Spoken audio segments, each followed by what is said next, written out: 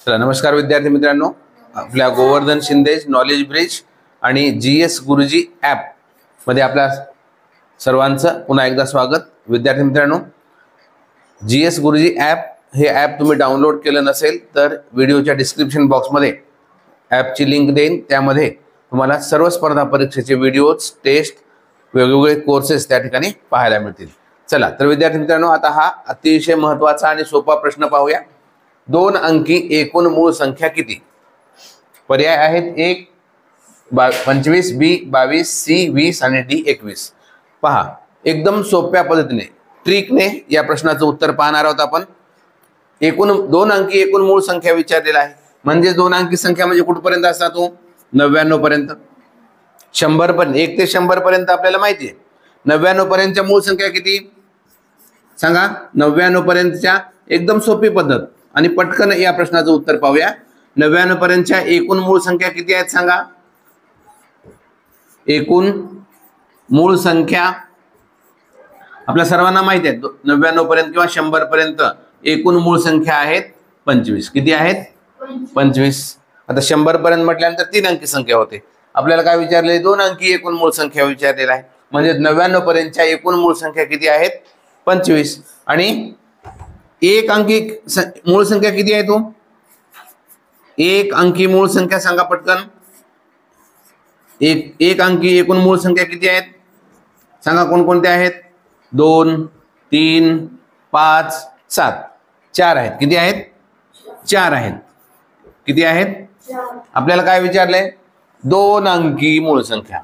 एकूण 2 अंकी 25 आहेत, परंतु 1 अंकी जर 4 वजा केलं किती राहिले? 5 मधून 4 गेले 1, 21। किती? आपल्याला काय विचारलेलं आहे? 2 अंकी म्हणजे 99 पर्यंत एकूण मूळ संख्या किती आहेत? 21 आहेत। कुठे आहे? पर्याय क्रमांक डी। बरेच विद्यार्थी काय करतात? पर्याय क्रमांक 1 लगेच टिक करतात, कारण एकूण 1 ते 100 पर्यंतच्या एकूण मूळ संख्या 25 आहेत, परंतु 2 अंकी किती आहेत ते या 4 सोडून दिल्या।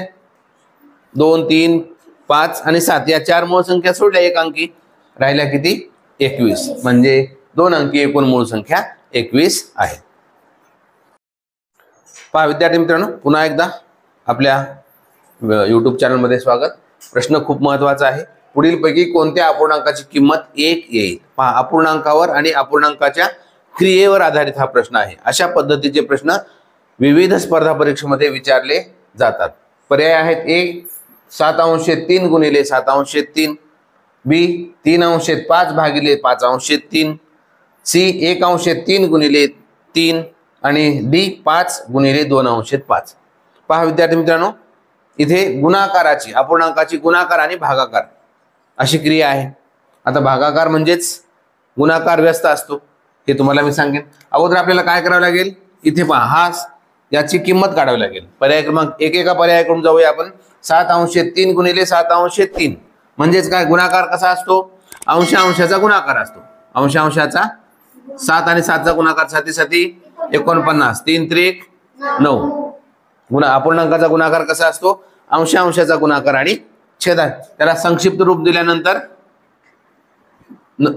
3 ने 9 4 13, 49 ला 3 ने भाग जात नाही, 9 ला 3 ने जातो, मग उत्तर 49/3 9 सॉरी। त्यानंतर 3/5 आणि 5/3 यांचा भागाकार, यांची पण क्रिया करूया, यांचं पण उत्तर काढूया आपण। 3/5 आता भागाकार म्हणजेच काय? गुणिले 5/3 चा गुणाकार व्यस्त, म्हणजे काय? उलट 3/5 लिहायचं। आता किती येईल उत्तर याचं? 3 त्रिक 9, 5 5 25, म्हणजे याचं उत्तर 49/9 आलं। याचं उत्तर 9/25 आलं। त्यानंतर 1/3 गुणिले 3, आता इथं 3 म्हणजे खाली 1 असतं, खाली काहीच नाही म्हणजे 1 असतं। जर इथल्या इथं पण करता येतं आपल्याला, 3 1 3 3 1 3, किंवा अंशाचा जरी गुणाकार केला 3 1 3 आणि 3 1 3, याला संक्षिप्त रूप द्या। 3 ने 3 ला भागा, 3 1 3 3 1 3, 1/1 म्हणजेच 1। याचं उत्तर किती आलं? 1 आलं। त्यानंतर पर्याय क्रमांक डी पहा, 5/5 आता इथल्या इथं पण कटवता येतं, 5 1 5 5 1 5, किंवा या पद्धतीने पण करता येतं। अंशाचा गुणाकार करा, 5 2 10 अंश छेद 5 एक्क 5. याला संक्षिप्त रूप द्या. 5 ने 10 ला भाग जातो. 5 एक्क 5, 5 दोन्ही 10. 2 अंश छेद 1 म्हणजेच उत्तर किती आलं? 2.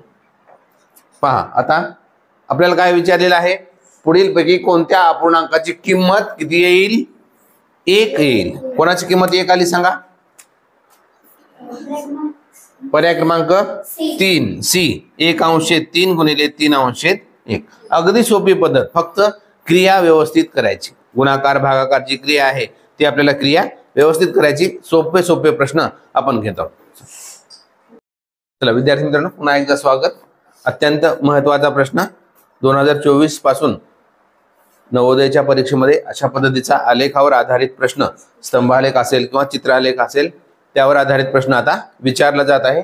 अशा पद्धतीचा प्रश्न हाच नाही तर इतर दुसरेही प्रश्न तुम्ही या पद्धतीने तयार करू शकता, आणखीन सराव करू शकता. महत्त्वाचा प्रश्न काय पहा? सोबतच्या आलेखात क्रिकेटच्या एका सामन्यात खेळाडूंनी काढलेल्या धावांची संख्या दाखवली आहे. पहा या सोबतच्या आलेखामध्ये काय दाखवलेलं आहे? इकडे खाली खेळाडू आहेत आणि त्यांनी काढलेल्या धावांची संख्या आहे. तर त्या सामन्यात रोहित शर्मा सगळ्यांना माहिती आहे, आवडतो तुम्हाला? रोहित शर्मा आहे की नाही? त्याला हिटमॅन पण म्हणतो आपण.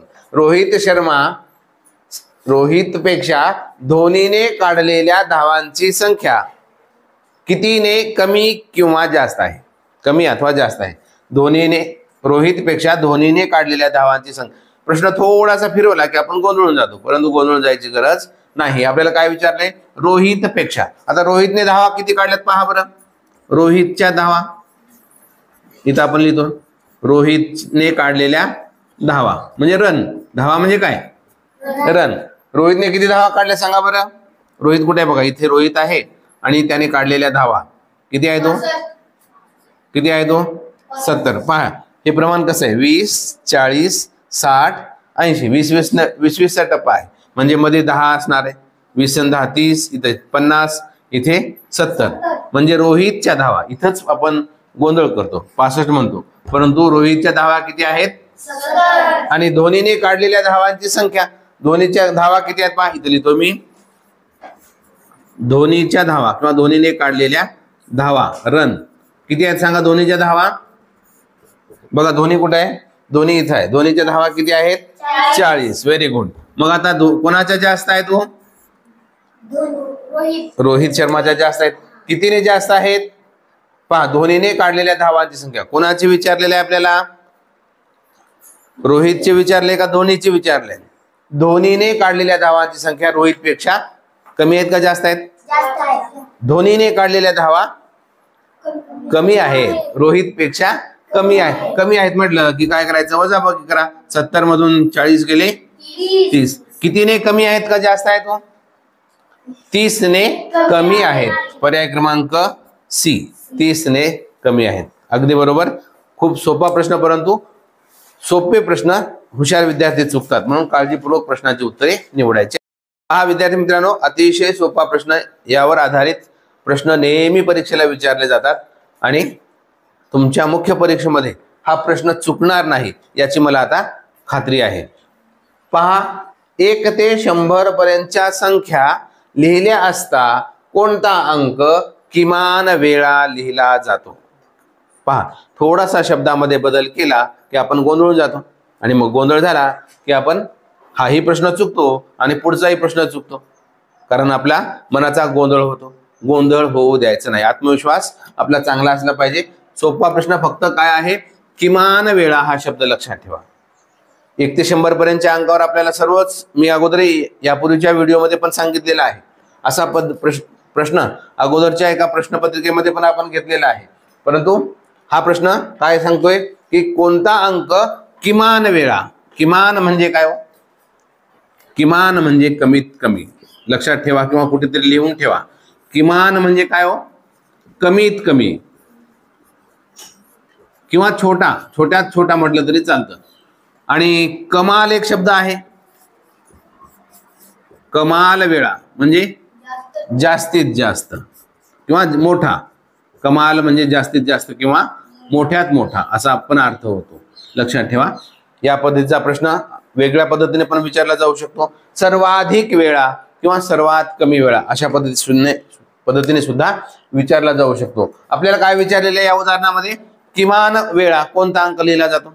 आपल्या सर्वांनाच माहित आहे की 0 ते 9 पर्यंतचे अंक, 1 ते 100 मध्ये 0 ते 9 पर्यंतचे अंक किती वेळा लिहिले जातात हे यापूर्वी मी सांगितलेलं आहे. आताही सांगतो, लिहून ठेवा. 0 किती वेळा लिहिला जातो? Very good. 1 हा अंक 1 ते 100 मध्ये किती वेळा लिहिला जातो? 2 हा अंक किती वेळा लिहिला जातो? 20 वेळा. 3 हा अंक किती वेळा लिहिला जातो? 20 वेळा. 4 हा अंक किती वेळा लिहिला जातो? 5 हा अंक किती वेळा लिहिला जातो? 6 हा अंक 20 वेळा. 7 हा अंक 20 वेळा. 8 हा अंक 20 वेळा आणि 9 हा अंक सुद्धा 20 वेळा. पहा, एकच लक्षात ठेवा, 0 आणि 1, 0 11 वेळेस आणि 1 21 वेळेस. बाकीचे 2 पासून ते 9 पर्यंतचे सर्व अंक हे 20 वेळा लिहिले जातात. आणि मग आपल्या या प्रश्नाचं उत्तर काय आहे? किमान म्हणजे कमीत कमी वेळा कोणता अंक लिहिला जात आहे? पहा, 20 20 20 21 आणि 11. 11 म्हणजे कमीत कमी वेळेस 11 वेळेस लिहिला जातो तो अंक आहे 0. कोणता अंक लिहिला जातो? कमीत कमी वेळेस कोणता अंक लिहिला जात आहे? 0. किती वेळेस लिहिला जातो 0? 11 वेळेस. आणि म्हणून पर्याय क्रमांक सी हे उत्तर अगदी बरोबर आहे. पहा विद्यार्थी मित्रांनो, कोन आणि त्यावर आधारित प्रश्न आता नवोदयच्या तसेच विविध स्पर्धा परीक्षेमध्ये विचारले जात आहेत. सोपे प्रश्न, काही कोनाचे गुणधर्म आपल्याला माहीत असले पाहिजे. हा प्रश्न पहा, ही आकृती पहा, या आकृतीचे निरीक्षण करायचंय आणि आपल्याला x ची किंमत सांगायची. खूप सोपा प्रश्न आहे. पहा, इथं कोन ABE x अंश आहे. ABC हा कोन, या कोनाचं माप किती आहे? 110 अंश आहे. त्यानंतर खाली कोन CBD या कोनाचं माप 100 अंश आहे आणि कोन DBE या कोनाचं माप 80 अंश आहे. या आकृतीचे निरीक्षण केल्यानंतर आपल्याला एक गोष्ट लक्षात आली असेल की खालचा जो कोन आहे किंवा वरचे जे 2 कोन आहेत त्याला रेषीय जोडीतील कोन म्हणतात. आणि गुणधर्म काय आहे?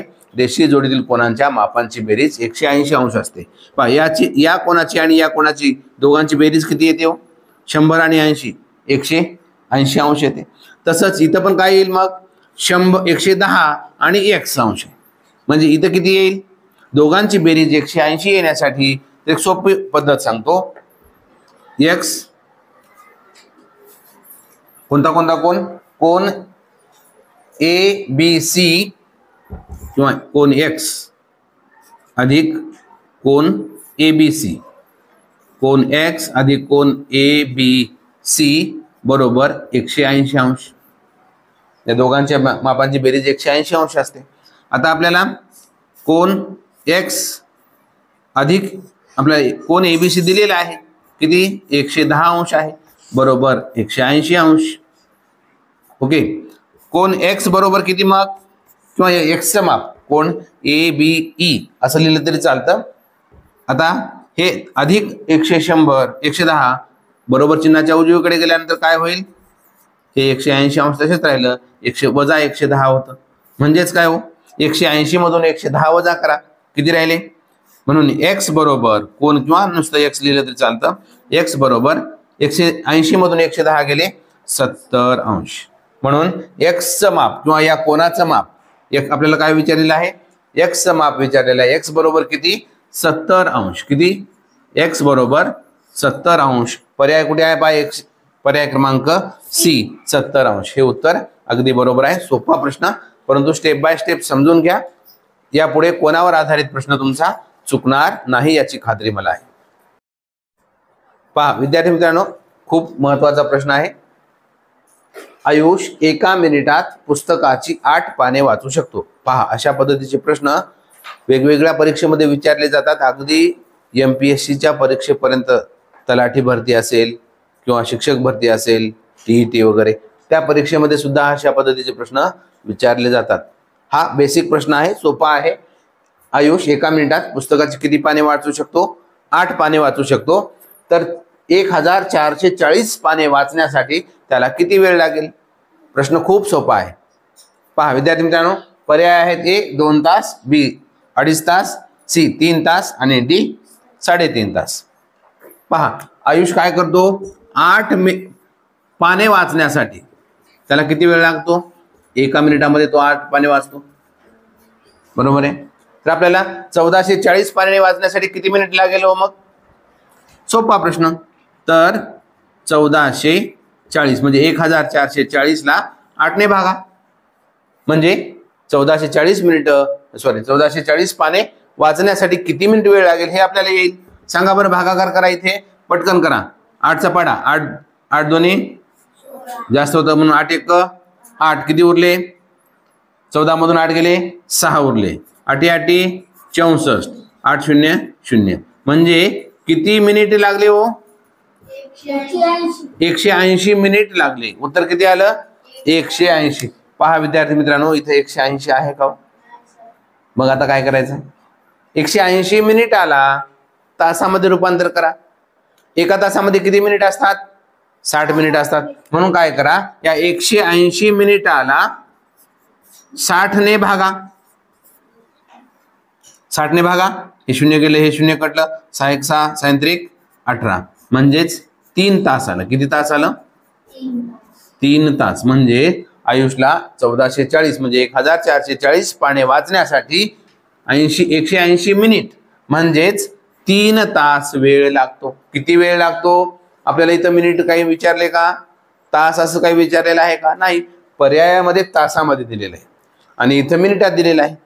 आपण काय केलं, मिनिटाचं तासात रूपांतर केलं, म्हणजेच 3 तास. पर्याय क्रमांक सी हे उत्तर अगदी बरोबर आहे. चौरसाकृती पेटीची प्रत्येक बाजू तिच्या 1/4 इतकी केल्यास चौरसाकृती पेटीचे क्षेत्रफळ किती असेल. प्रश्न सोपा आहे, फक्त थोडासा फिरून विचारलेला आहे. किती प्रश्न फिरून विचारला तर आपण फिरून जायचं नाही, आपलं डोकं फिरू द्यायचं नाही, शांत डोक्यानं प्रश्नाचं उत्तर सोडवायचं. पहा विद्यार्थी मित्रांनो, चौरसाकृती पेटी आहे म्हणजेच काय हो, एक चौरसाच्या चारही बाजू कशा असतात, सारख्याच असतात. आणि त्याची बाजू जर माहित असेल तर त्याचं क्षेत्रफळ आपल्याला काढता येतं. बाजू पण इथं सांगितले पण आपल्याला लक्षात आली नसेल. 1/4 किती आहे बाजू, 1/4 म्हणजे कसं लिहितात हो, 1/4 ही त्याची बाजू आहे. आणि म्हणून चौरसाचे क्षेत्रफळ आपल्याला यावरून काढता येतं. सूत्र काय सांगा, चौरसाचे क्षेत्रफळ बरोबर सांगा बाजू गुणिले बाजू, किंवा त्यालाच बाजूचा वर्ग असं म्हटलं जातं. बाजू गुणिले बाजू किंवा बाजूचा वर्ग. आता बाजू माहिती आहे आपल्याला, किती माहिती, बाजू किती आहे हो, 1/4 म्हणजे 1/4, 1/4 लिहिलं आणि त्याचा वर्ग. आता वर्ग करा, 1चा वर्ग 1 आणि 4चा वर्ग 16. चौरस आपल्याला इथे एकक दिलं नाही म्हणून नुसतं चौरस असं लिहिलं तर चालतं. 1/16 हे उत्तर आलेलं आहे. आणि म्हणून पर्याय क्रमांक सी हे उत्तर अगदी बरोबर आहे. विद्यार्थी मित्रांनो, हा व्हिडिओ माझं शिकवणं तुम्हाला आवडत असेल तर लाईक करत चला आणि तुमच्या वर्गातील इतर विद्यार्थ्यांना सुद्धा हा व्हिडिओ शेअर करत चला. ओके. पुन्हा एकदा आपल्या गोवर्धन शिंदे नॉलेज ब्रिज आणि GS गुरुजी या ॲपमध्ये सर्वांचं स्वागत आहे. अतिशय महत्त्वाचा प्रश्न, अपूर्णांकावर आधारित प्रश्न विचारले जातात आणि बेसिक प्रश्न, सोपा प्रश्न आहे. 4/6, 7/12, 5/12, 3/6 या अपूर्णांकापैकी सर्वात मोठा अपूर्णांक कोणता असं विचारलेलं आहे. पहा विद्यार्थी मित्रांनो, अपूर्णांकाचा लहान मोठेपणा जर आपल्याला ठरवायचा असेल तर काय करावं लागेल, त्याचा अगोदर छेद सारखा असला पाहिजे. छेद सारखा नसेल तर आपण छेद सारखा करून घ्यायचा आहे आणि मग नंतर आपल्याला अपूर्णांक कोणता मोठा कोणता छोटा सांगता येतो किंवा चढता क्रम सुद्धा मांडता येतो. पहा आता छेद समान करून घ्यावा लागेल. इथे पहा 7/12 आणि 5/12 या दोघांचा छेद समान आहे. त्यानंतर इथं 4/6 आणि 3/6 या दोघांचा छेद समान आहे. काय करावं लागेल, सगळ्यांचा छेद सारखा करायचा आहे आपल्याला. आता आपल्याला काय, आपण काय करूया, एकतरी 4/6 आणि 3/6 छेद 12 करा किंवा या दोघांचा छेद 6 करा, कोणताही एक करा. या दोघांना आपण तसंच ठेवूया. 7/12 आणि 5/12 तसंच ठेवूया. आपण काय करूया, 4/6 आणि 3/6 यांचा छेद सारखा करून घेऊया. छेद सारखा म्हणजे कोणासारखा, 12 सारखा करून घेऊया. अगोदर समजून घ्या, नंतर लिहा. बरोबर आहे. काही जण नुसतं लिहित आहेत, तसं करू नका, अगोदर समजून घ्या. 4/6 ला 12 करायचं आहे आपल्याला. काय करावं लागेल सांगा, छेदाला आणि अंशाला कोणत्या तरी एका सारख्या संख्येने गुणावं लागेल. कितीने गुणा, 2 ने गुणलं तर 12 होतं. इथे पण 2 ने गुणलं तर 12 होतं. म्हणजे 4 2 8 अंश छेद 12 म्हणजे छेद 12 समान झाला. त्यानंतर 3/6 ला पण तसंच करा. 3/6 ला दोन्ही अंशाला आणि छेदाला कोणत्या तरी एका अंकाने गुणल्यानंतर त्याचा छेद 12 व्हायला पाहिजे. म्हणजे 2 ने गुणलं 6 2 12 आणि 3 2 6 म्हणजे 6/12.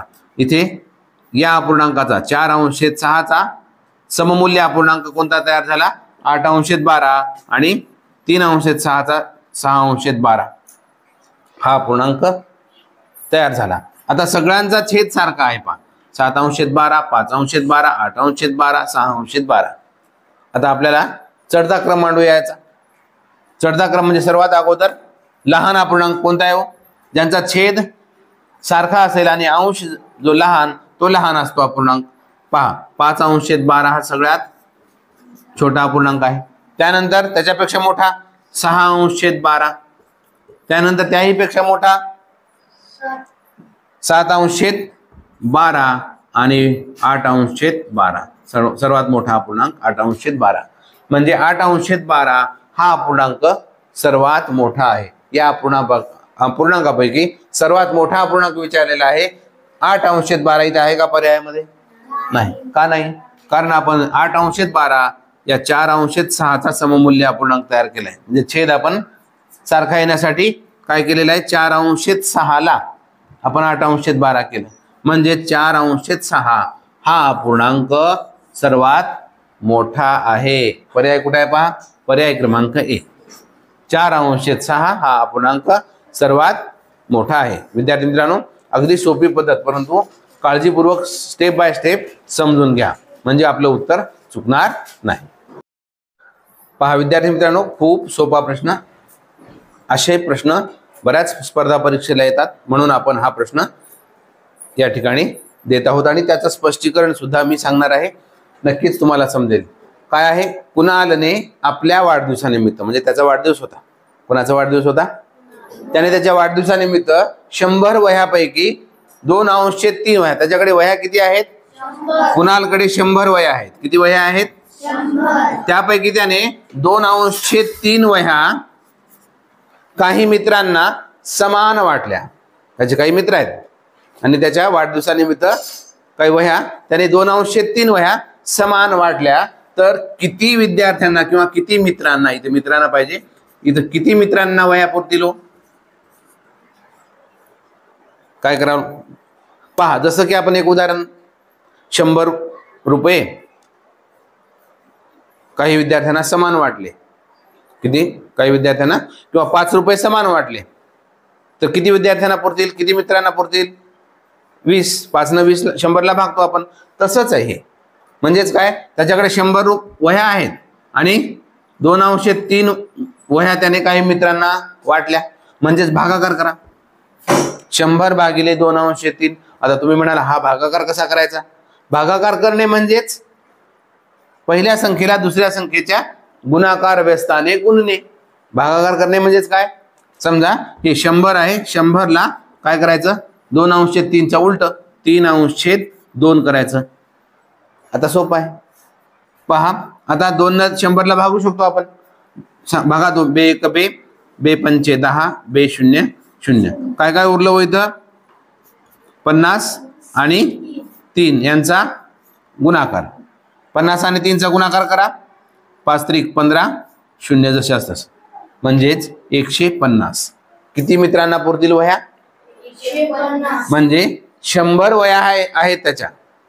किती वह्या आहेत, त्यापैकी 2/3 वह्या त्याने समान वाटल्या. तर 150 विद्यार्थ्यांना किंवा 150 मित्रांना वह्या, चॉकलेट, गोळ्या काय असेल ते, अशा पद्धतीचं उदाहरण तुम्ही तयार करू शकता. तर 150 मित्रांना. आता तुम्ही म्हणाल वह्या फाडून द्यायच्या का? एक उदाहरणासाठी हे घेतलेलं आहे समजावा म्हणून. आणि अशा पद्धतीचे चॉकलेट, वह्या, पेन, पुस्तक काय तुम्हाला वाटायचे वाटू शकता. कुणाल तू काय वाटणार सांग? चॉकलेट. बरं ठीक आहे. किती विद्यार्थ्यांना पुरतील मग 100 चॉकलेट? 150 विद्यार्थ्यांना. पर्याय क्रमांक सी हे उत्तर अगदी बरोबर आहे. एकदा आपल्या गोवर्धन शिंदे नॉलेज ब्रिज या यूट्यूब चॅनलमध्ये आणि GS गुरुजी या ॲपमध्ये सर्वांचं स्वागत. तुम्ही ॲप डाउनलोड करून घेतलं नसेल तर प्ले स्टोअरवरून तुम्ही डाउनलोड करू शकता किंवा या व्हिडिओच्या डिस्क्रिप्शन बॉक्समध्ये सुद्धा ॲपची लिंक दिली जाईल. पहा विद्यार्थी मित्रांनो, 7,2,0 किंवा 5,5 या अंकापासून तयार केलेल्या मोठ्यात मोठ्या 4 अंकी संख्या आणि लहानात लहान 4 अंकी संख्या यांच्यातील फरक किती? खूप सोपा प्रश्न आहे. बऱ्याच वेळेस वेगळा प्रश्न विचारला जातो, परंतु हा प्रश्न अगदी सोपा आहे. अंक एकदाच वापरायचे आहेत कारण 4 अंकी संख्या म्हटलेली आहे आणि म्हणून 4 अंकी मोठ्यात मोठी संख्या कोणती हो? या अंकापासून मोठ्यात मोठी संख्या आपण जेव्हा तयार करतो दिलेल्या अंकापासून त्यावेळेस आपण कोणता क्रम मांडतो? उतरता क्रम. कोणता क्रम? मोठ्यात मोठी संख्या मांडताना लिहिताना कोणता क्रम मांडतो आपण? मोठ्यात मोठी 4 अंकी संख्या दिलेल्या अंकापासून तयार होणारी मोठ्यात मोठी 4 अंकी संख्या तयार करत असताना लक्षात ठेवा कोणता क्रम मांडतो आपण? उतरता क्रम. या अंकांचा उतरता क्रम मांडा. सगळ्यात मोठा अंक कोणता आहे? 7. त्यापेक्षा छोटा 5. त्यापेक्षा छोटा 2 आणि सगळ्यात छोटा 2. म्हणजे कोणती संख्या तयार झाली 4 अंकी? 7,520 ही मोठ्यात मोठी 4 अंकी संख्या तयार झाली. आणि आता लहानात लहान 4 अंकी संख्या दिलेल्या अंकापासून तयार होणारी लहानात लहान 4 अंकी संख्या कोणती? लहानात लहान संख्या तयार करत असताना कोणता क्रम मांडायचा असतो? चढता क्रम. या दिलेल्या अंकाचा चढता क्रम. चढता क्रम म्हणजे सगळ्यात सुरुवातीला छोटा अंक. सगळ्यात छोटा अंक किती आहे? 0. मग 0 आपल्याला इथे घेता येईल का? नाही. 0 जर अगोदर घेतलं तर पुढे 3च अंक होता. 3 अंकी संख्या तयार होते. म्हणून काय करायचंय? 0 पेक्षा मोठा अंक कोणता आहे? 2. मग नंतर 0 घ्या. त्यानंतर त्या 2 पेक्षा मोठा अंक 5 आणि त्यापेक्षा मोठा अंक 7. आता या दोघांचा फरक म्हटलेला आहे. अगदी सोपा प्रश्न. फरक म्हणजे काय? वजाबाकी. या दोघांची वजाबाकी करा. 0 मधून 7 जातात का? नाही. म्हणून शेजाऱ्याकडनं घेतो आपण. इथे झाले 10. 10 मधून 7 गेले 3. इथे 1 राहिला म्हणजे 1 दशक राहिला. 1 दशक मधून 5 दशक जातात का? नाही. वजा होत नाहीत. म्हणून शेजाऱ्याकडून घेतला शतक कडून 1 शतक घेतला. इथे झाले 11. इथे राहिले 4 शतक. 11 मधून 5 गेले सांगा 6 राहिले. 4 मधून 0 गेले जातात 4च राहिले. त्यानंतर 7 मधून 2 गेले 5. उत्तर काय आलं? 5,463. कुठे आहे बा 5,463? 5,463. पर्याय क्रमांक सी हे उत्तर अगदी बरोबर आहे. सोपे सोपे प्रश्न सोप्या पद्धतीने आपण समजून घेत आहोत. पहा विद्यार्थी मित्रांनो, पुन्हा एकदा आपल्या यूट्यूब चॅनलमध्ये सर्वांचं स्वागत. आणि GS गुरुजी ॲप हे डाउनलोड केलं नसेल तर तात्काळ डाउनलोड करा. व्हिडिओची लिंक किंवा ॲपची लिंक ग्रुपच्या व्हिडिओच्या डिस्क्रिप्शन बॉक्समध्ये देईल. तर खूप महत्त्वाचा प्रश्न आहे. एका चौरसाकृती डब्याची परिमिती. चौरसाकृती डबा माहिती आहे तुम्हाला? चौरस म्हणजे चारही बाजू सारख्या असतात. चौरसाकृती डब्याची परिमिती ही एका आयताकृती कंपासच्या परिमिती इतकी आहे. डबा आणि कंपास कसा आहे? आयताच्या आकाराचा आहे. म्हणजे दोघांची ही परिमिती कशी आहे? सारखीच आहे. कंपासची लांबी 8 सेंटीमीटर व रुंदी 6 सेंटीमीटर आहे. तर त्या चौरसाकृती डब्याचे क्षेत्रफळ किती? सारखं काय काय आहे? परिमिती. दोघांची परिमिती. कोणाची? चौरसाकृती डब्याची आणि कंपासाकृती आयताची परिमिती सारखी आहे. परंतु आपल्याला काय दिलेलं आहे? कंपासची म्हणजे आयताकृती कंपासची लांबी रुंदी दिली आहे. त्यावरून आपल्याला कंपासच्या अगोदर परिमिती काढा, आयताची परिमिती काढा. जे आयताची परिमिती येईल ती चौरसाची पण असणार आहे. आणि चौरसाची परिमिती काढली की काय होईल? तर आपल्याला बाजू मिळेल. बाजू मिळाली की आपल्याला चौरसाकृती डब्याचे क्षेत्रफळ काढता येईल. अगदी सोपी पद्धत. पहा विद्यार्थी मित्रांनो, काय काय सारखं आहे? चौरसाकृती डब्याची परिमिती आणि आयताकृती कंपासची परिमिती ही सारखी आहे. म्हणून आपण अगोदर काय करूयात? आयताकृती डब्याची परिमिती, आयताकृती कंपासची परिमिती, आयताकृती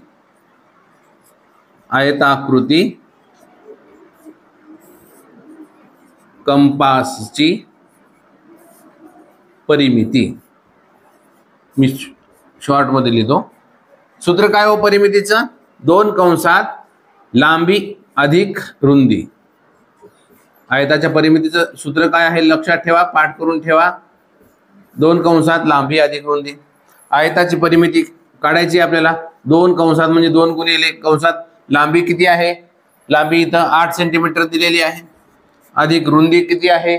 6 सेंटीमीटर आहे, बरोबर. 2 कंसात आता 8 आणि 6 ची बेरीज करा. 8 आणि 6 किती?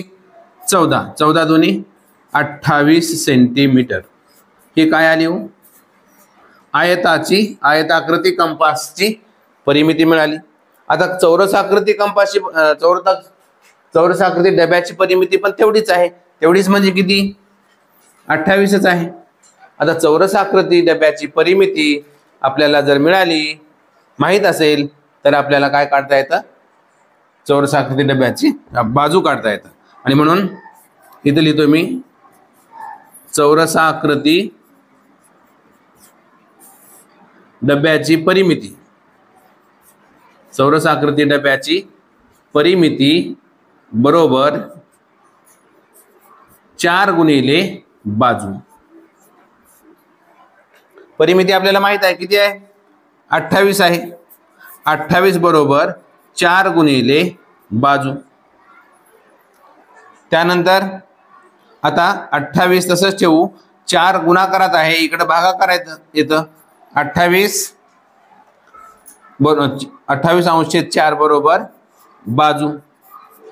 आता 4 न भागा 28 ला. 4 7 28. 7 बरोबर बाजू. म्हणजेच काय? 7 सेंटीमीटर ही चौरसाची बाजू मिळाली. पहा, उत्तर आलं का आपल्या? एवढंच नाही, कारण आणखीन एक आहे. आपल्याला आता चौरसाची बाजू मिळालेली आहे, परंतु प्रश्नात काय विचारलेलं आहे? चौरसाकृती डब्याचे क्षेत्रफळ. काय विचारलेलं आहे? क्षेत्रफळ विचारलेलं आहे. आता चौरसाचे क्षेत्रफळ सूत्र माहिती आहे तुम्हाला? बाजूचा वर्ग. कुठे लिहू? डस्टर दिवस. हा पहा, इथे लिहितो. काय लिहायचं आहे आपल्याला? चौरसाचे क्षेत्रफळ किंवा चौरसाकृती डब्याचे क्षेत्रफळ. चौरसाचे क्षेत्रफळ लिहितो मी. चौरसाचे क्षेत्रफळ बरोबर काय आहे? बाजू गुणिले बाजू किंवा बाजूचा वर्ग. ठीक आहे. आता बाजू आपल्याला माहित आहे किती आहे? बाजू 7 सेंटीमीटर. आणि म्हणून चौरसाचे क्षेत्रफळ बरोबर 7 गुणिले 7 किंवा 7 चा वर्ग. 7 चा वर्ग किती सांगा? 49. आणि क्षेत्रफळ विचारलेलं आहे, म्हणून चौरस मीटर मध्ये आहे का सेंटीमीटर मध्ये आहे? सेंटीमीटर आहे. आणि म्हणून चौरस सेंटीमीटर. उत्तर काय येईल आपलं? आपल्याला चौरसाचं क्षेत्रफळ विचारलेलं आहे, म्हणून चौरसाचं क्षेत्रफळ बरोबर 49 चौरस सेंटीमीटर. कुठे आहे पर्याय क्रमांक? 49 आहे इथं, परंतु चौरस मीटर आहे. आपल्याला काय पाहिजे? चौरस सेंटीमीटर पाहिजे. आणि म्हणून पर्याय क्रमांक डी हे उत्तर अगदी बरोबर आहे. पहा विद्यार्थी मित्रांनो, पुन्हा एकदा आपलं गोवर्धन शिंदे नॉलेज ब्रिज या यूट्यूब चॅनलमध्ये स्वागत. अत्यंत महत्त्वाचा प्रश्न काय आहे? आविष्कारकडे 118 किलो वजनाची पिशवी आहे. एक बॅग आहे, थैली आहे. त्याचं वजन किती आहे? 118 किलो. आणि करणकडे किती आहे? करणकडे 92 किलो वजनाची पिशवी आहे. दोघांकडे असलेल्या पिशवीचे वजन पहा. आता इथून पुढे प्रश्न नीट समजून घ्या. दोघांकडे असलेल्या पिशवीचे वजन नजीकच्या दशकापर्यंत विचारात घेतले. आता नजीकचं दशक काय आहे? तुम्ही यापूर्वी प्रश्न सोडवलेले असतील, नसेल तर मी सांगतो. नजीकच्या दशकापर्यंत विचारात घेतले तर दोघांकडे असलेल्या वजनातील तफावत म्हणजे फरक किती असेल? खूप महत्त्वाचा प्रश्न आहे. पहा विद्यार्थी मित्रांनो, दोघांच्या वजनातील नजीकचे दशक विचारलेलं आहे. आता 118चे नजीकचे दशक किती सांगा बरं. नजीकचे म्हणजे जवळचे दशक कसे ओळखायचे सांगतो मी. ओके, आता 118 आहे, लक्षात ठेवा. 118 मध्ये दशक स्थानी कोण आहे, 1 आहे, म्हणजे 1 दशक आहे. आणि त्याच्या पुढचा अंक 8 आहे, म्हणजे 5 पेक्षा मोठा आहे. एककचा अंक कसा आहे, 5 पेक्षा मोठा आहे. 5 पेक्षा छोटा असेल तर नजीकचं दशक हे 10च राहतं, म्हणजे एकच दशक राहतं. 5 पेक्षा मोठा असेल तर काय होईल, 1 अंक इकडे जाईल, म्हणजेच काय होईल, इथं 1 च्या ऐवजी 1 इकडे गेला, म्हणजे 2, इथं 0, म्हणजे 120 हे नजीकचं दशक आहे. काय आहे, नजीकचे दशक किती आलं हे, 120. तसंच आता 92चं नजीकचं दशक पहा. 92चे नजीकचे दशक किती सांगा. आता इथं पण काय करणार आपण, दशक किती आहे 9 आणि दशकच्या पुढे एकक 2 आहे. हे 2 5 पेक्षा मोठे आहे का 5 पेक्षा छोटे आहे, छोटे आहे, म्हणून इथं 1 इकडे जाईल का, जाणार नाही, म्हणजे इथं काय राहील, फक्त 9च राहील, म्हणजे 9 दशक हे 92चे नजीकचे दशक आहे. नजीक म्हणजे जवळचे दशक आहे. आता आपल्याला काय विचारलेलं आहे, तर या दोघांच्या वजनातील तफावत म्हणजे फरक किती विचारलेला आहे. तफावत म्हणजे काय हो, वजाबाकी करा, वजाबाकी. 0 मधून 0 गेलं 0, 2 मधून 9 जातात का, नाही, मग शेजाऱ्याकडचा घेतला, 12 मधून 9 गेले, सांगा 3 राहिले, म्हणजेच त्यांचा फरक किती आहे, 30 किलो. त्यांचा फरक किती आला हो. सोपा प्रश्न आहे. प्रश्न पाहिल्यानंतर खूप मोठा वाटतो, परंतु उत्तर अगदी साधं सोपं आहे. आणि म्हणून पर्याय क्रमांक कुठे आहे, पर्याय क्रमांक डी, 30 किलो हे उत्तर अगदी बरोबर आहे. पहा विद्यार्थी मित्रांनो, घड्याळ किंवा वेळेवर आधारित गणित कसं सोडवायचं. अगदी सोपा प्रश्न. प्रश्न काय आहे, दीक्षा 31 डिसेंबर 2024 म्हणजे वर्षाचा शेवटचा दिवस. 2024 रोजी रात्री किती वाजता झोपली, 9:30 म्हणजे 9:30 वाजता झोपली. आणि 1 जानेवारी 2025 म्हणजे पुढच्या वर्षी उठली. पुढच्या वर्षी उठली म्हणजेच लगेच दुसऱ्या दिवशी उठली, आहे की नाही. 1 जानेवारी 2025 रोजी 7:20 उठली, तर ती किती वेळ झोपली. आता एवढा मोठा प्रश्न पाहून तुम्हाला मोठा प्रश्न पडला असेल की उत्तर कसं काढायचं. अगदी सोपी पद्धत, फार डोकं लावायची गरज नाही. बघ किती वाजता झोपली, किती वाजता झोपली, फक्त लक्षात ठेवा किती वाजता झोपली, 9:30. आणि किती वाजता उठली, दुसऱ्या दिवशी सकाळी 7:20. एवढं लक्षात ठेवा. त्यानंतर आता मला सांगा, संध्याकाळी 9:30 रात्रीचे ते रात्री 12 पर्यंत किती वेळ झाला हो एकूण. संध्याकाळचे 9:30 पासून ते 12 पर्यंत, रात्री 12 पर्यंत किती झाले सांगा, 2.5 तास. किती, म्हणजे 2 तास 30 मिनिटे, 2 तास 12 पर्यंत. आणि संध्याकाळी 12 पासून ते सकाळी 7:20 पर्यंत किती तास झाला सांगा. संध्याकाळी 12 पासून सकाळी 7:20 पर्यंत म्हणजे 7 तास 20 मिनिटे. किती, अगदी सोपं. आता या दोघांची बेरीज करा. रात्री 9:30 ते 12 म्हणजे 2.5 तास, आणि 12 ते 7:20 म्हणजे 7 तास 20 मिनिटे. आणि म्हणून दोघांची बेरीज करा. 0, 3 आणि 2 5, 7 आणि 2 9, 9 तास 50 मिनिटे. दोन्ही मिळून किती तास झोपली ती दीक्षा, किती तास झोपली, 9 तास 50 मिनिटे. एवढा वेळ झोपायचा असते का, नाही. म्हणजे उदाहरणासाठी सांगितलेलं आपल्याला. पर्याय कुठे आहे बघा, 9 तास 50 मिनिटे. पर्याय क्रमांक डी हे उत्तर अगदी बरोबर आहे. विद्यार्थी मित्रांनो, पुन्हा एकदा स्वागत. खूप महत्वाचा प्रश्न, लसावी मसावीवर आधारित प्रश्न आहे. बऱ्याच स्पर्धा परीक्षेमध्ये हा प्रश्न विचारला जातो. अशा पद्धतीचे अनेक प्रश्न अनेक परीक्षेमध्ये विचारलेले आहेत. मी सांगितल्यानंतर अगदी चुटकीसरशी या प्रश्नाचं उत्तर तुम्ही सांगू शकता. काय आहे? 30 व 31 या दोन संख्यांचा लसावी किती? आता लसावी म्हणजे सगळ्यांना माहिती आहे, लघुत्तम सामायिक विभाज्य. आता 30 आणि 31 लसावी विभाज्य करून लसावी पाडाय सामायिक अवयव करत राहायचं का? नाही. अगदी सोपा प्रश्न. काय आहे की जेव्हा दोन क्रमवार संख्यांचा लसावी विचारला जातो. क्रमवार म्हणजे काय? एकामागे लगेच एक येणारी संख्या. 30 च्या नंतर 31 म्हणजे या क्रमाने येणाऱ्या दोन संख्या आहेत. दोन क्रमवार संख्यांचा गुणाकार हाच त्यांचा लसावी असतो. त्यांचा लसावी किती आहे? या दोघांचा गुणाकार. का बरं? कारण या दोन संख्या क्रमाने आलेल्या आहेत आणि म्हणून क्रमवार दोन संख्यांचा लसावी हा काय असतो? लिहून घ्या इथं. क्रमवार दोन संख्यांचा लिहून ठेवा म्हणजे नंतर यावर आधारित प्रश्न विचारला जातो. क्रमवार दोन संख्यांचा लसावी हा त्यांचा गुणाकारच असतो. दिसायला का लाल पेन लिहिलेलं? गुणाकारच असतो. मग सांगा बरं इथे यांचा गुणाकार. आता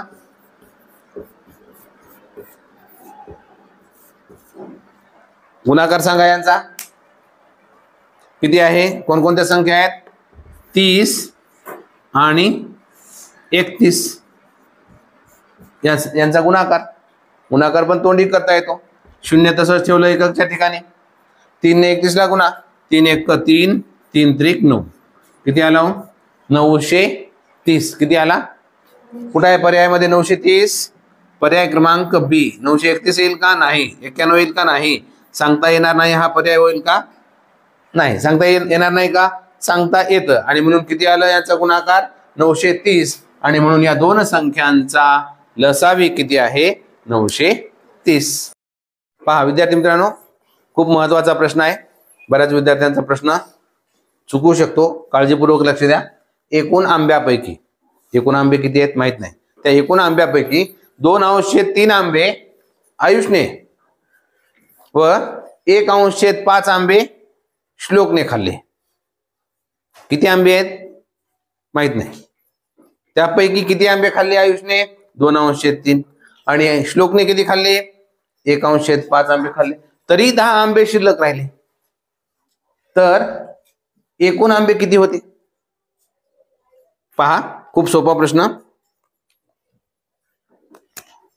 समजा काय करूयात आपण, एकूण आंबे किती होते असं x मानू. समजा एकूण आंबे माहित आहेत का आपल्याला? x होते असे मानू आपण. कोणतेही अक्षर मानलं तरी चालतं. x म्हणा, y म्हणा, p म्हणा, कोणते. मग आता आयुषने खाल्लेले आंबे सांगा. आयुषने खाल्लेले आंबे x मानले आपण. x पैकी खाल्ले त्याने म्हणून 2x/3. काय? एकूण आंब्यापैकी त्यांनी 2x/3 आंबे कोणी खाल्ले? आयुषने. आणि श्लोकने खाल्लेले आंबे, श्लोकने खाल्लेले आंबे किती? 1 म्हणजे x मान 1. x पैकी एकूण आंब्यापैकी 1/5. 1/5 म्हणजेच काय? x मानला आपण एकूण आंबे खाल्लेल्यापैकी, त्यापैकी म्हणजे श्लोकने 1/5. तरी किती शिल्लक राहिले?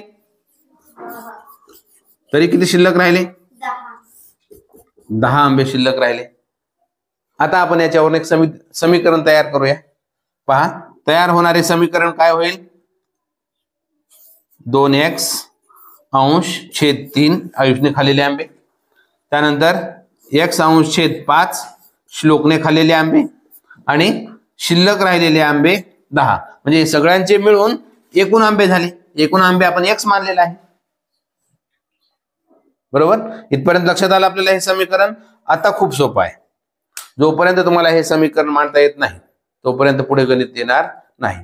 पण समीकरण मांडणं पण सोपं आहे. काय केलं आपण, एकूण आंबे x मानले, आयुषने खाल्लेले आंबे मग किती, x पैकी 2x/3 म्हणजे 2/3 आंबे आयुषने खाल्ले आणि श्लोकने 1/5 खाल्ले होते म्हणजे एकूण पैकी 1/5 आणि शिल्लक राहिलेले 10. या तिघांची बेरीज आणि एकूण आंबे x. आता काय करा, यांची लसावी काढा. 3/5, 3 आणि 5 लसावी किती येते, 15 येते. आता दोन्हीकडे 15 ने गुणूया. आपण इथं करतोय, आता इकडे दिसणार नाही, इकडे सोपी पद्धत पहा. 2x/3 गुणिले 15 अधिक 1/5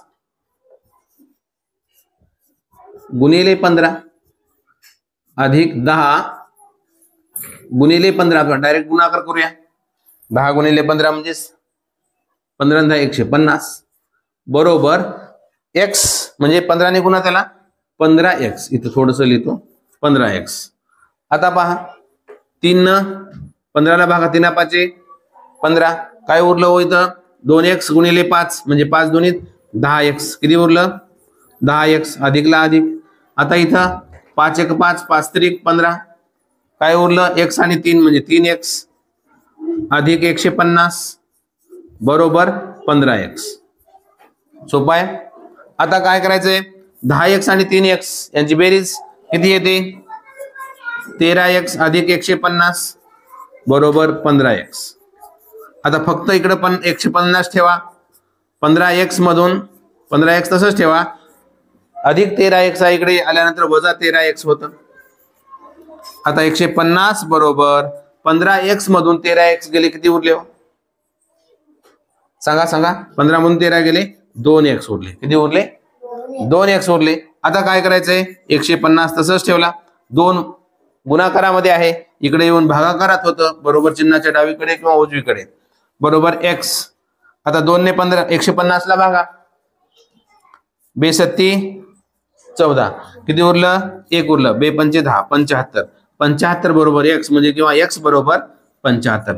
आपण x काय मानलेला आहे हो, एकूण आंबे x म्हणजेच x ची किंमत 75 आली आणि आपल्याला विचारलेलं काय आहे, एकूण आंबे किती होते, एकूण आंबे किती होते 75. आणि म्हणून पर्याय क्रमांक ए किंवा 1 हे उत्तर अगदी बरोबर. सोपं आहे, समजलं तुम्हाला सगळ्यांना, व्हेरी गुड. चला पहा विद्यार्थी मित्रांनो, अपूर्णांकाचे दशांश अपूर्णांकात किंवा दशांशामध्ये रूपांतर कसं करायचं त्यावर आधारित हा प्रश्न आहे.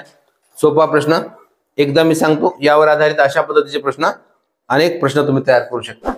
6/8 ही संख्या दशांशात कशी लिहाल, कशी लिहाल पहा, अगदी सोपं आहे. 6/8 आता म्हणजेच काय, दशांशात लिहिण्यासाठी आपल्याला काय करावं लागेल, छेदाने अंशाला भागायचं. इथे डायरेक्ट भागाकार करता येत नसेल तर मी उभी दुसरी एक पद्धत सांगतो. पहा 6 ला 8 ने भागा, 6 8चा पाडा 6 एप्रिल म्हणता येतो का, नाही. म्हणून आपण काय करतो, शून्याचा भाग देतो, 0 वजा करा, 6 मधून 0 गेलं 6, पुन्हा भागता येत नाही म्हणून दशांश चिन्ह दिलं. आता इथे 0 आपल्याला वाढवता येतो. आता 8चा पाडा 60 एप्रिल म्हणा, 8 7 56, 8 8 64 मोठं होतं, 8 7 56, 56 मधून 60 मधून 56 गेले, किती राहिले 4. आता पुन्हा एक 0 आपल्याला वाढवता येतं. 8चा पाडा 40 एप्रिल म्हणा, 8 5 40, काही उरलं का खाली, नाही. म्हणजेच काय आलो, 0.75. आता इथं 8 न जरी 6 ला भागलं तर काय येतं, 0.75. म्हणजेच 6/8 या अपूर्णांकाला आपण दशांशात रूपांतर केलं. उत्तर काय आलं, 0.75. कुठे आहे पहा 0.75, पर्याय क्रमांक सी हे उत्तर अगदी बरोबर आहे. अगदी सोपी पद्धत. पहा विद्यार्थी मित्रांनो, नफा तोटावर आधारित साधा नफा साधा तोटा आहे. खूप मस्त छान प्रश्न आहे. एक वस्तू 10,250 रुपयास विकली, म्हणजे एखादी वस्तू आपण घेतो आणि विकतो, आहे की नाही. विकली असता 3,260 रुपये तोटा झाला, तोटा होतो. किती तोटा झाला, एखादी वस्तू घेतली, किती रुपयाला घेतली माहित नाही, परंतु ती विकली कितीला, म्हणजे तिची विक्री किंमत माहित आहे आपल्याला. विकी म्हणजे विक्री किंमत किती आहे हो? विक्री किंमत किती आहे? 10,250 म्हणजे 10,250 रुपये ही विक्री किंमत आहे, विकलेली किंमत आहे. आणि काय झाला? विकल्यामुळे तोटा झाला. एखाद्या व्यवहारामध्ये आपण वस्तू विकली, आपल्या घरी पण गाय म्हैस बैल शेळी घेतात आणि कधी कधी विकावं लागतं आणि तोटा पण होतो, म्हणजे नुकसान होतं. तोटा होतो म्हणजे काय? किती तोटा झाला हो या व्यवहारामध्ये? तोटा किती रुपये झाला? 3,260 रुपये तोटा झाला. तर आपल्याला काय विचारलंय? तर त्या वस्तूची खरेदी किंमत, ती वस्तू कितीला घेतली होती? विकली एवढ्याला, तोटा झाला एवढा, मग घेतली कितीला? खूप सोपं आहे. उदाहरण पहा, खूप मस्त सूत्र काय आहे? घेतलेली किंमत म्हणजे खरेदी किंमत बरोबर, कशी काढायची किंमत हो? खरेदी किंमत, खरेदी किंमत बरोबर विकलेली किंमत म्हणजे विक्री किंमत, विक्री किंमत आणि झालेला तोटा त्यात मिसळा, अधिक तोटा. म्हणजे काय येईल? खरेदी किंमत येईल. विक्री किंमत किती आहे? 10,250 अधिक तोटा किती झाला? 3,260. करा बेरीज. 0 0 एककच्या ठिकाणी 0. त्यानंतर 6 आणि 5 11ला 1, हाताला 1, 2 आणि 2 4 आणि 1 5, 3 ला 3 आणि 1 ला 1, 13,510 रुपये ही त्याची खरेदी किंमत होती. किती होती? 13,510. कुठे पहा? 13,510 ही त्या वस्तूची खरेदी किंमत होती. अगदी सोप्या भाषेमध्ये मी हे तुम्हाला समजावून सांगत आहे. पहा, खूप मस्त प्रश्न आहे, खूप छान प्रश्न आहे. आणि आपण हा प्रश्न आपल्या आयुष्यामध्ये, आपल्या घरी, आपल्या शाळेत सुद्धा आपण आपल्या आई बाबांना या पद्धतीने मदत करू शकतो. कशासाठी? तुमच्या घरी जर बांधकाम चालू असेल तर फरशा किती लागतात हे तुम्ही आता उद्या सांगू शकाल. आपण सुद्धा आपल्या वर्गामध्ये फरशी बसवायचे. तर एका आयताकृती वर्गाची लांबी 30 मीटर, आपला जो वर्ग आहे त्याची लांबी किती आहे? 30 मीटर व रुंदी 20 मीटर आहे. म्हणजे 30 बाय 20 असं म्हणतो आपण. 30 बाय 20 आपली वर्ग खोली आहे. आणि फरशीची लांबी, आता आपल्याला फरशी बसवायचे, त्या फरशीची लांबी किती आहे? 1.5 मीटर. 1.5 मीटर म्हणजे किती हो? त्यालाच आपण 1.5 मीटर असं लिहितो. 1.5 म्हणजेच त्याला पूर्णांकयुक्त अपूर्णांकाला दशांश अपूर्णांकात करा. बे 1 बे आणि 1 2, बे 1 बे 1 2 3 3 अंश 2 बरोबर बे 1 बे 1 उरलं बे 5 10 म्हणजे 1.5 1.5 मीटर लांबीची फरशी आहे. आणि रुंदी, त्या फरशीची रुंदी किती आहे हो? 1 मीटर म्हणजे 1 बाय 1.5. आपल्या फरशा किती असतात? 1 बाय 1.5 असतात. तर 1 मीटर असलेल्या किती फरशा लागतील, म्हणजे वर्गामध्ये किती फरशा लागतील? आपल्याला तर बाजारात जाऊन दुकानातून आणायचे, किती पण घेऊन यायचं का? बघा, अगोदर काय करावं लागेल? मग आपल्या आयताकृती वर्गाच्या खोलीचं माप माहित आहे आपल्याला, लांबी आणि रुंदी दिली, मग त्याचं क्षेत्रफळ काढा आणि या फरशीचं पण क्षेत्रफळ काढा आणि त्याने काय करा? आयताच्या क्षेत्रफळाला भागा. आता एवढं लांब मोठं करत बसायचं का? नाही, सोपी पद्धत, ट्रिक सांगतो. काय करायचं? लागणाऱ्या फरशा बरोबर काय, ज्या लागणाऱ्या फरशा काढूया आपण डायरेक्ट. लागणाऱ्या फरशा बरोबर आयताकृती वर्गाचे क्षेत्रफळ. काय? आयताकृती वर्गाचे क्षेत्रफळ मी शॉर्ट मध्ये लिहितो, भागिले फरशीचे क्षेत्रफळ. एका फरशीचे क्षेत्रफळ. सोपी पद्धत बरोबर. आता आयताकृती वर्गाचे क्षेत्रफळ, क्षेत्रफळाचं सूत्र काय हो? आयताकृती वर्गाच्या क्षेत्रफळाचं, आयताचं क्षेत्रफळ लांबी गुणिले रुंदी. लांबी आहे 30 मीटर गुणिले रुंदी आहे 20 मीटर भागिले फरशीचं क्षेत्रफळ किती आहे? 1.1/2. 1.5 म्हणजेच आपण इथं केलेले पहा 1.5 1.5 गुणिले रुंदी किती आहे? 1. आता करा भागाकार. काय करायचं? आता कसं भागाकार करावं? सोपी पद्धत, दशांश चिन्ह उडवून टाका आणि दशांश चिन्ह उडलं म्हणजे हे एक शून्य वर वाढतं. म्हणजेच काय करूयात आपण, 30ला तरी वाढवा किंवा 20ला तर पुढे एक शून्य वाढवा. 30 गुणिले 200 अंश छेद 15 गुणिले 1, दशांश चिन्ह उडून गेलं. 15 1 15. आता काय करा, 15 ने भागा, 15 दोन्ही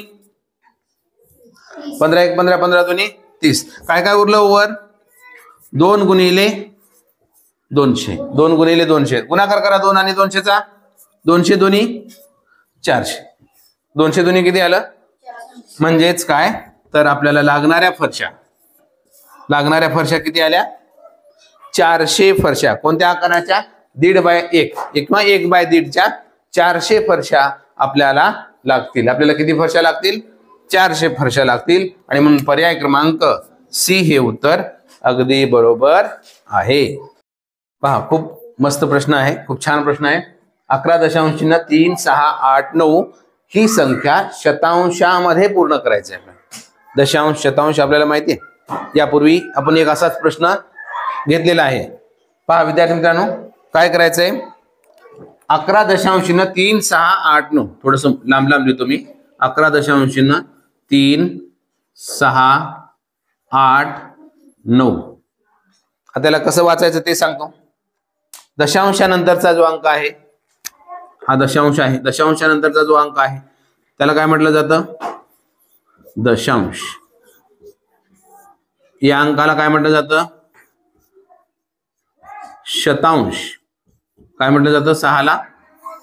आणि पुढचा अंक सहस्त्रांश. काय म्हटलं जातं? सहस्त्रांश. पहा विद्यार्थी मित्रांनो, आपल्याला काय करायचंय? शतांशामध्ये रूपांतर करायचंय. दिलेल्या संख्येला शतांशामध्ये, म्हणजे शतांश कुठे आहे हो? शतांशचा अंक 6 आहे. अशा वेळी काय करायचं? 6च्या पुढचा अंक म्हणजे सहस्त्रांश हा अंकाकडे, या अंकाकडे जायचं. हा अंक 8 आहे, म्हणजे 5 पेक्षा छोटा आहे का मोठा आहे? 5 पेक्षा मोठा आहे. म्हणून काय होईल? सोपी पद्धत, याच्यामध्ये +1 करा. हा अंक 1 इकडे घ्या, म्हणजे काय होईल? इथं 6च्या ऐवजी 7 होईल. म्हणजे 11.3 ला 3 तसंच 6च्या ऐवजी 7 झाला. म्हणजे ही संख्या शतांशामध्ये पूर्ण झाली. अगदी सोपा प्रश्न. म्हणून योग्य उत्तर काय आहे? पर्याय क्रमांक 11.337. पर्याय क्रमांक सी हे उत्तर अगदी बरोबर आहे. अगदी सोपी पद्धत आणि पटकन आपण सांगितलेलं आहे. चला ओके. पहा विद्यार्थी मित्रांनो, खूप छान प्रश्न आहे. अगदी 1 मिनिटामध्ये मी सांगणार उत्तर. सोपा प्रश्न आहे, परंतु सोपे प्रश्न हुशार विद्यार्थी चुकतात, हा आतापर्यंतचा अनुभव आहे. 201 गुणिले 0 गुणिले 21 ची किंमत किती येते? किती आली उत्तर? झालं माझं उत्तर. काय आलं? अगदी सोपं. कोणतीही संख्या आणि 0 यांचा जर गुणाकार केला तर काय येतो? 0 येतो. कोणत्याही संख्येसोबत जर 0ला गुणलं तर त्याची किंमत 0 होते. म्हणजेच काय? 201 आणि 0चा गुणाकार इथे लिहितो मी. 201 आणि 0 याचा गुणाकार किती येतो? 0. आणि पुन्हा 21 आहे. 0 आणि 21 चा गुणाकार किती येतो? 0. म्हणून आपलं उत्तर किती येतं? 0. किती सोपा प्रश्न. म्हणून कोणतीही संख्या लिहून ठेवा कुठेतरी. कोणतीही संख्या आणि 0 यांचा गुणाकार 0च येतो. आणि म्हणून योग्य उत्तर पर्याय क्रमांक सी. अगदी सोपा प्रश्न, परंतु असे सोपे प्रश्न विद्यार्थी चुकतात. म्हणून काळजीपूर्वक प्रश्नाचं उत्तर निवडा. ओके.